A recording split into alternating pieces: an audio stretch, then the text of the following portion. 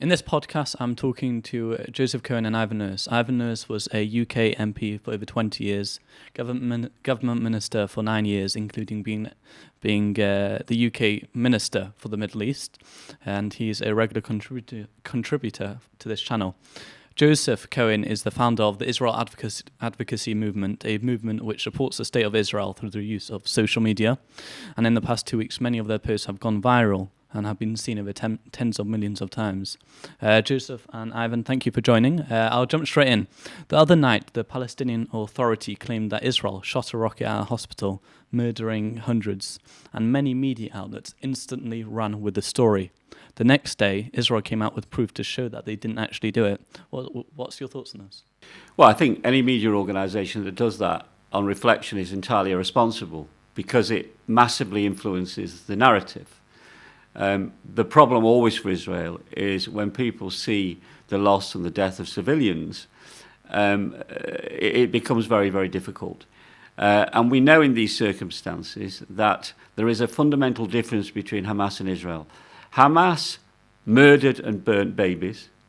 They targeted several hundred young people at a music festival. They paraded women that they've raped in the streets on social media. So they target civilians in the most horrendous and horrific way. What Israel is seeking to do in Gaza is targeting Hamas and ridding Gaza for once and for all of Hamas, which is a terrorist organisation, a proxy of Iran, whose entire objective is not to pursue the aspirations of the Palestinian people, but to destroy the state of Israel. More than that, is to destroy every single Jew around the world, as we could tell from the Day of Rage last Friday, where they urged people to target Jewish communities across the world, not simply as it's allegedly presented, a territorial dispute with Israel. So the media organisations who did that have a lot to answer for, because it does actually massively impact on public opinion. And that type of mistake and that type of rushing to judgment is unprofessional journalism as well. So my view is it was extremely important that the Israelis were able very, very quickly, with evidence, not just anecdotal, but hard empirical evidence to demonstrate that it couldn't possibly have been as a consequence of an Israeli attack on Gaza. It was clearly either Islamic Jihad. I think most people think it was Islamic Jihad that fired a rocket. It was misfired, and it just did carnage at that hospital in terms of the casualties and the fatalities, or it was Hamas themselves. Joseph, what do you think? So there's a few things I'd like to pick up. I'll first just take people through the chronology. At 1859, there was a volley of rockets fired from, I believe, south of the hospital. Most of them went soaring into the sky towards Israel, but one of them, something happened with it. It seemed to malfunction, and you see it like there's kind of a little explosion, and then there's something moves, like starts falling from the sky towards the hospital, and then there's a big explosion at the hospital. Now, the media rushed to categorically speak as if they were explosives experts, and they said there's no way that this could be a Palestinian rocket. The Palestinians don't have weapons this powerful.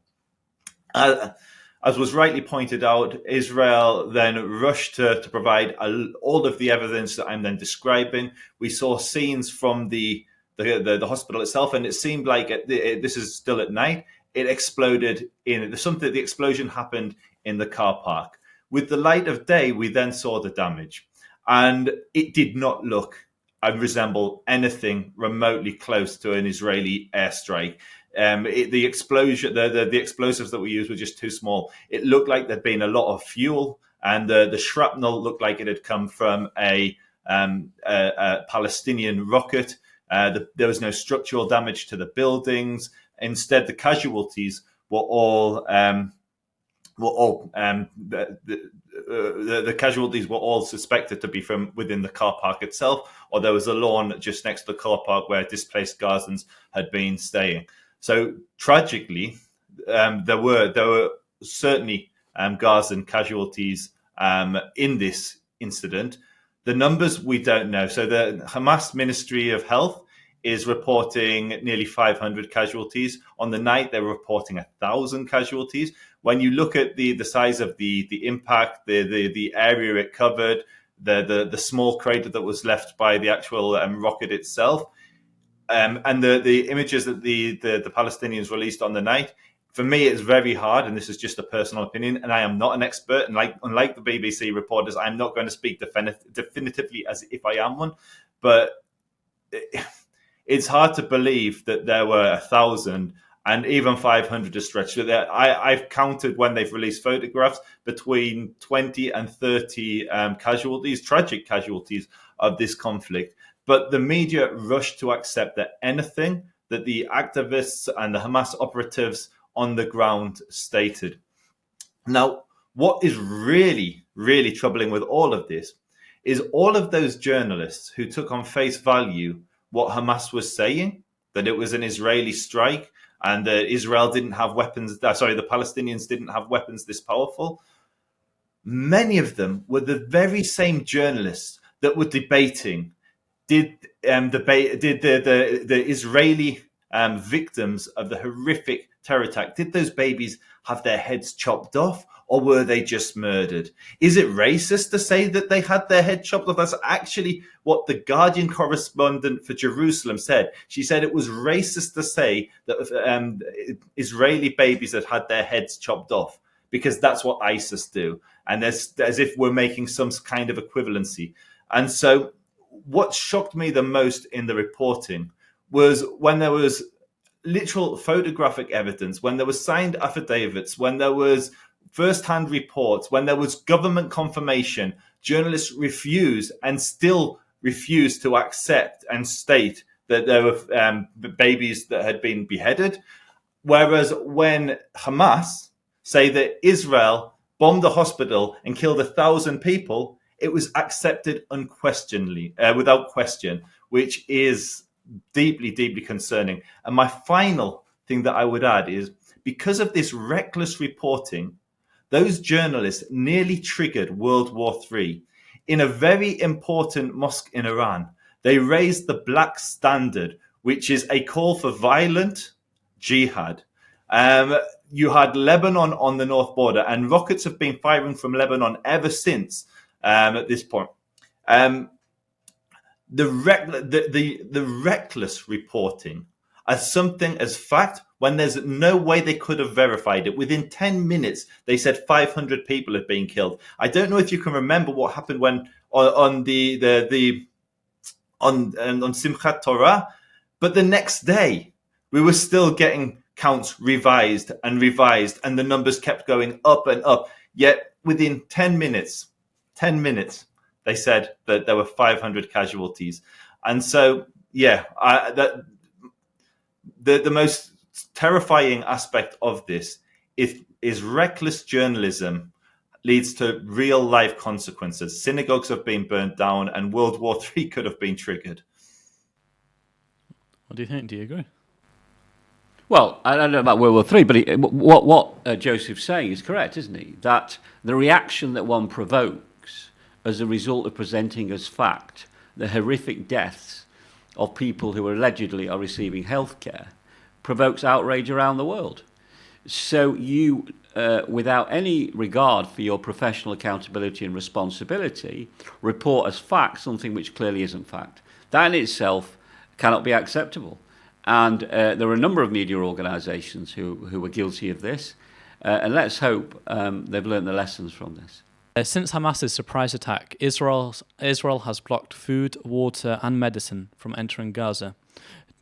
Joseph, do you think it's right for Israel to do this and potentially starve millions of citizens in Gaza?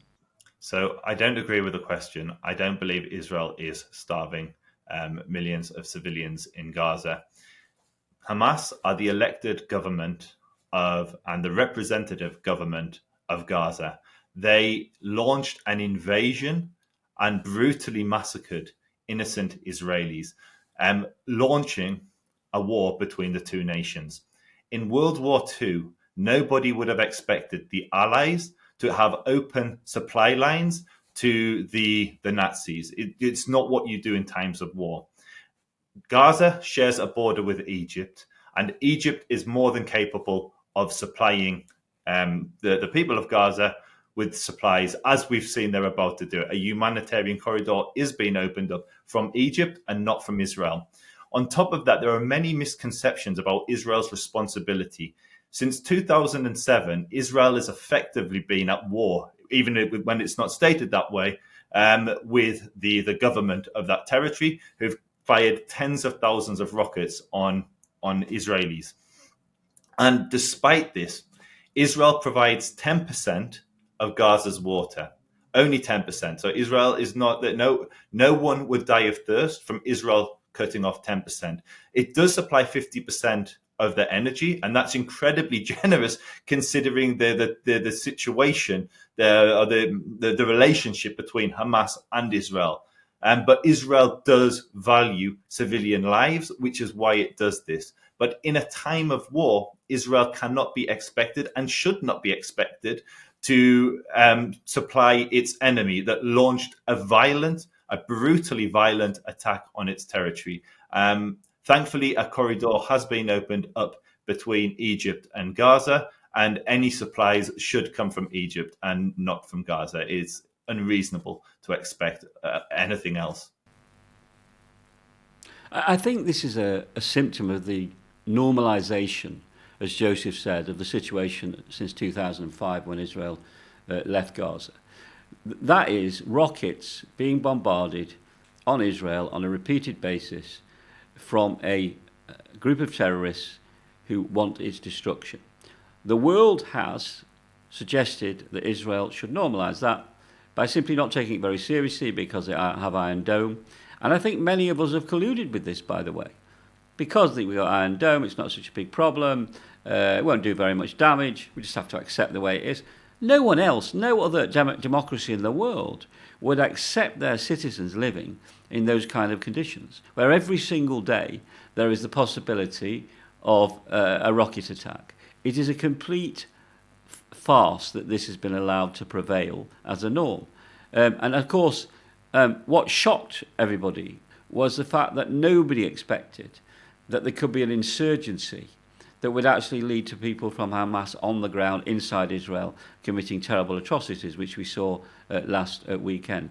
But this is a consequence of allowing this situation to prevail, and then to believe, as Joseph said, that Israel is responsible for the humanitarian conditions inside an entity controlled by a bunch of terrorists. And we should also say very clearly there is another border, and that's the border with Egypt. Why is that relevant?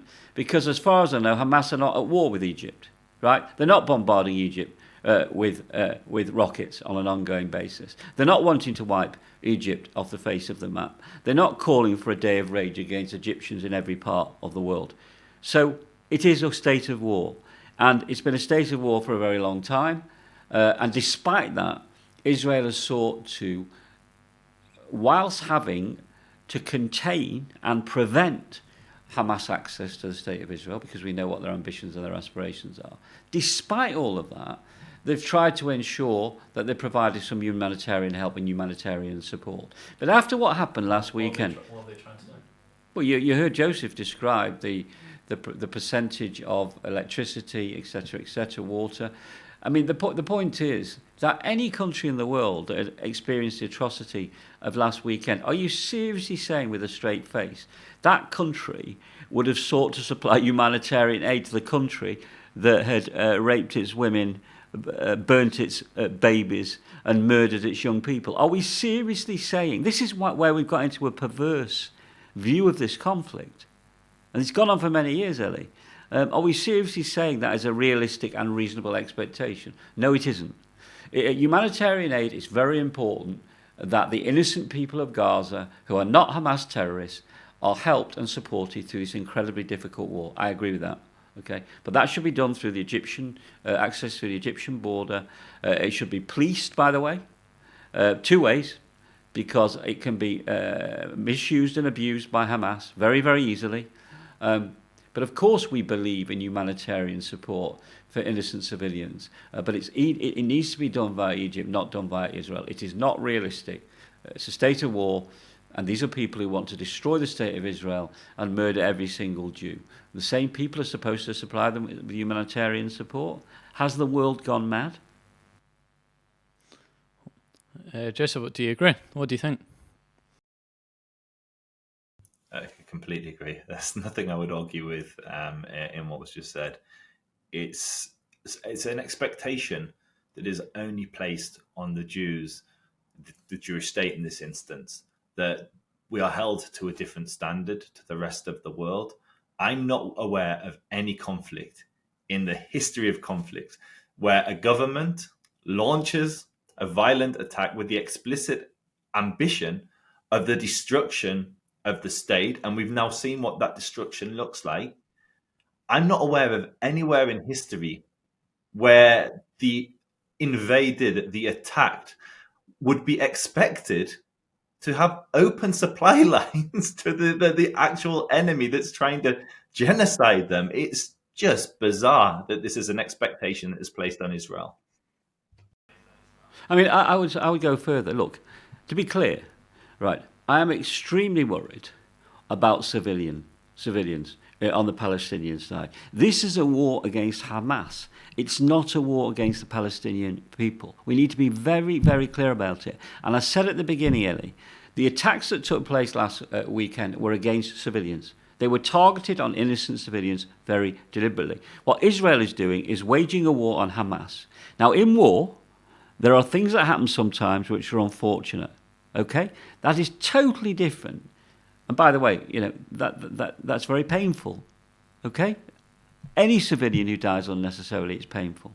But we need to differentiate between the actions of these terrorist organisations and the democratic state of Israel. They are massively contrasting. And I would say this to you: why on earth has there been a perpetual humanitarian crisis in Gaza when Iran is supplying Hamas constantly with weapons, with rockets, with logistical expertise, etc., training? Why aren't Iran supplying them with water, with food, with economic growth, with investment? Why aren't these questions ever asked?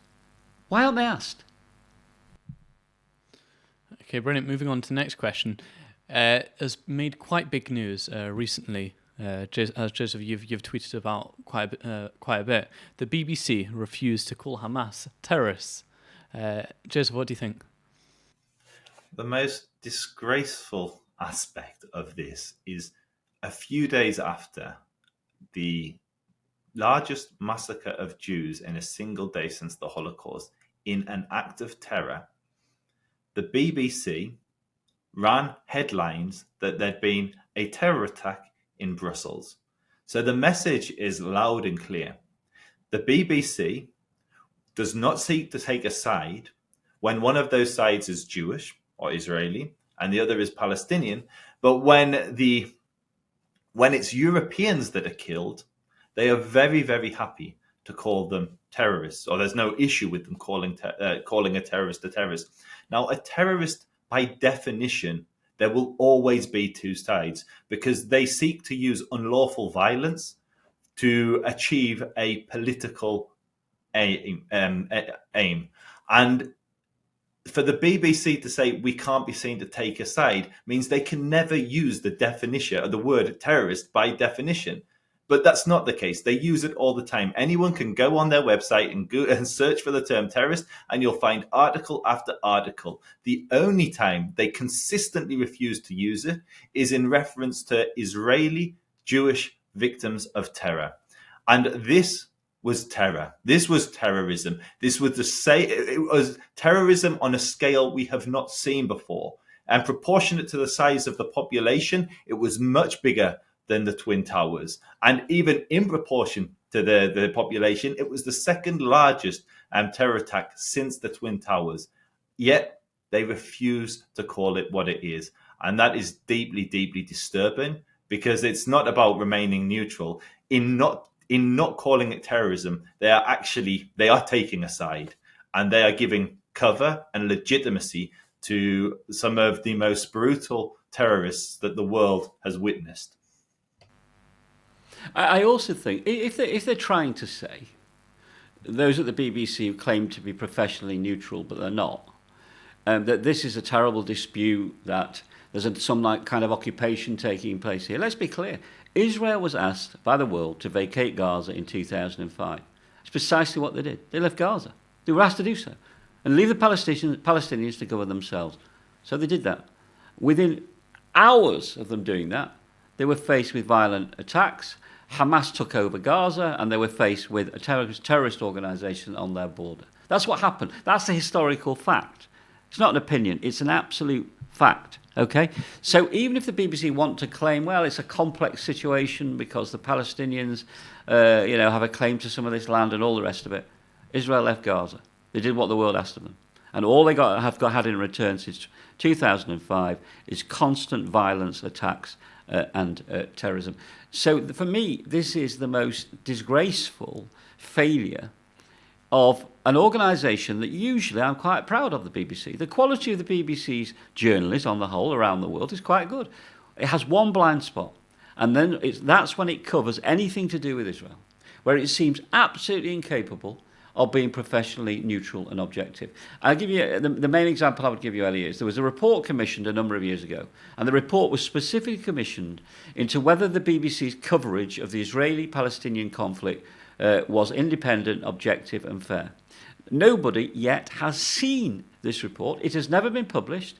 It has never seen the light of day, and the BBC have never been prepared to share it with anybody. Why do you think that is? I'll tell you why it is. It must have been so damning, right, about the lack of professionalism and the lack of objectivity and the lack of independence. That's why it hasn't seen the light of day.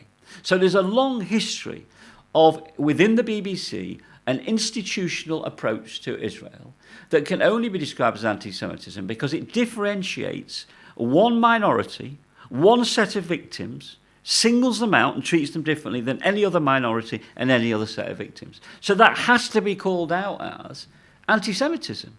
It's absolutely anti-Semitism, and it's institutional. This is in the great British Broadcasting Corporation, and they should be ashamed of themselves. These are intelligent people, by the way, who sit round the board table there and debate these issues. They're not just a random group. They debate it. They've discussed it. They could have said in this conflict, okay, we've maintained this position over many years. In view of Hamas's behaviour last weekend, we have to acknowledge they are terrorists. They can't even bring themselves to do that. And it is truly shocking.